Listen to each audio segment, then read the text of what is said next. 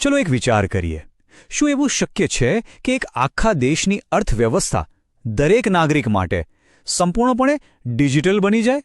ભારતે India stack સાથે આ કરી બતાવ્યું છે. અને આ માત્ર કોઈ ટેકનોલોજી નથી. આ એક એવી બ્લુપ્રિન્ટ છે જેને આખી દુનિયા અપનાવવા માટે તૈયાર છે. ચાલો જરા ઊંડાણમાં જઈને સમજીએ કે આ શું છે. તો આને સમજવા માટે ચાલો એક સરસ ઉદાહરણ લઈએ. એને એક ડિજિટલ હાઈવે તરીકે વિચારો. જેમ આપણા અસલી હાઈવે પર ગાડીઓ અને માલ સામાન દોડે છે, બસ એ જ રીતે આ ડિજિટલ હાઈવે પર ડેટા અને પૈસાનો પ્રવાહ વહે છે. આ એ પાયો છે જેના પર ભવિષ્યની મોટી મોટી કંપનીઓ અને સેવાઓનું નિર્માણ થશે. અને જુઓ, આ કંઈ ખાલી ભારતની જ વાત નથી ચાલી રહી. આજે દુનિયાભરના 20થી પણ વધુ દેશો, ફિલિપાઇન્સથી લઈને ઇથોપિયા સુધી, આ જ મોડલનો અભ્યાસ કરી રહ્યા છે અને તેને અપનાવવા માગે છે. તો સવાલ એ થાય છે કે ભાઈ, ભારતે એવું તો શું બનાવ્યું જેની જરૂર આજે આખી દુનિયાને પડી રહી છે? તો એ જ વાત છે. આ એક રાષ્ટ્રીય પ્રોજેક્ટ હતો જે હવે એક ગ્લોબલ બ્લુપ્રિન્ટ બની ગયો છે. એક એવું વ્યૂહાત્મક મોડલ જે ખાસ કરીને વિકાસશીલ દેશો માટે ડિજિટલ ભવિષ્યના દરવાજા ખોલી રહ્યું છે. તો ચાલો હવે આ સ્ટેકને અંદરથી જોઈએ. આખરે આ છે શું? એને એક 3 લેયરવાળી કેક સમજી લો. દરેક લેયર એકબીજાની ઉપર બનેલું છે અને જ્યારે આ ત્રણેય સાથે મળે છે ત્યારે એક જબરદસ્ત શક્તિશાળી સિસ્ટમ તૈયાર થાય છે. ચાલો આ દરેક લેયરને બારીકાઈથી જોઈએ. તો આ રહ્યા એ 3 મુખ્ય લેયર્સ. પહેલું છે ઓળખ, એટલે કે આધાર, જે તમારે ડિજિટલ ઓળખ પાક્કી કરે છે. એના ઉપર આવે છે પેમેન્ટ્સ, એટલે કે આપણું યુપીઆઈ, જે એ ઓળખના આધારે પૈસાની લેવડ-દેવડ સરળ બનાવે છે.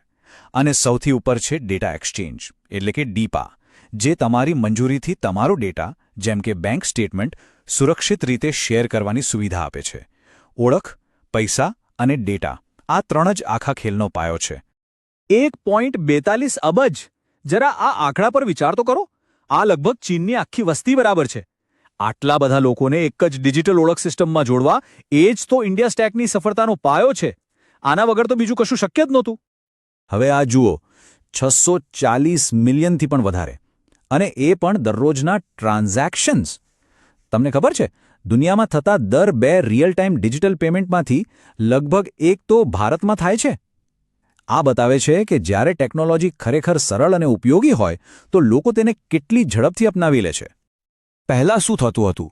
એક નવા ગ્રાહકને બેંક સાથે જોડવાનો ખર્ચ આવતો હતો લગભગ $20, અને હવે ઇન્ડિયા સ્ટેકને કારણે હવે એ જ કામ થાય છે ફક્ત 27 સેન્ટમાં. આટલો મોટો ઘટાડો થયો એટલે તો આજે લાખો કરોડો લોકો પહેલીવાર બેન્કિંગ સિસ્ટમ સાથે જોડાઈ શક્યા છે. અહીંયા જ આખી વાતનો મૂળભૂત તફાવત છે.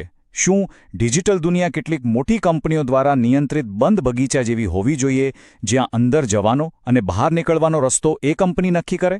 કે પછી તે વીજળી કે પાણી જેવી જાહેર સુવિધા હોવી જોઈએ જે બધા માટે ખુલ્લી હોય? ઇન્ડિયા સ્ટેક બીજા વિકલ્પ પર કામ કરે છે. સારું, તો ઓળખ અને પેમેન્ટ્સ, આ 2 પાયા તો મજબૂત થઈ ગયા, પણ હવે એના પર શું બનશે? હવે આવે છે ONDC. આનો હેતુ છે ઈ કોમર્સની દુનિયામાં એક નવી ક્રાંતિ લાવવાનો. સમજી લો કે આ ડિજિટલ બિલ્ડિંગ પર એક નવો માળ ચણાઈ રહ્યો છે. ONDC શું કરે છે?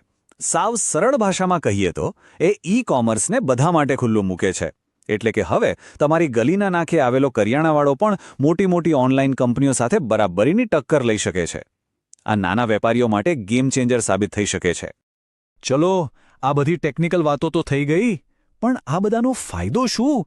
સામાન્ય માણસના જીવન પર અને દેશની અર્થવ્યવસ્થા પર આની શું અસર પડી? હવે કોડિંગની દુનિયામાંથી બહાર આવીને વાસ્તવિક દુનિયાની વાત કરીએ.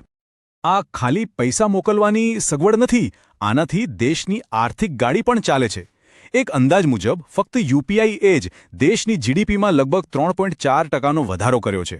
આ બહુ મોટો આંકડો છે.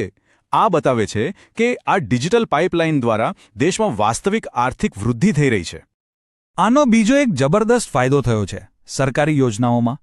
આધારને સીધા બેંક ખાતા સાથે જોડવાથી જે ભૂતિયા લાભાર્થીઓ હતા, એટલે કે જેમના નામે ખોટી રીતે પૈસા જતા હતા, એ બધા બંધ થઈ ગયા.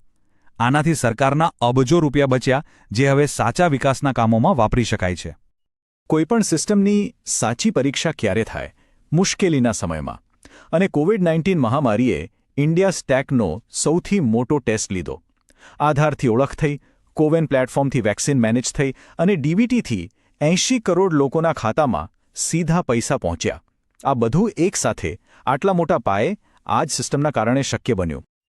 અત્યાર સુધી આપણે બધી સારી વાતો કરી, પણ શું આ આટલી મોટી અને શક્તિશાળી સિસ્ટમમાં કોઈ જોખમ નથી?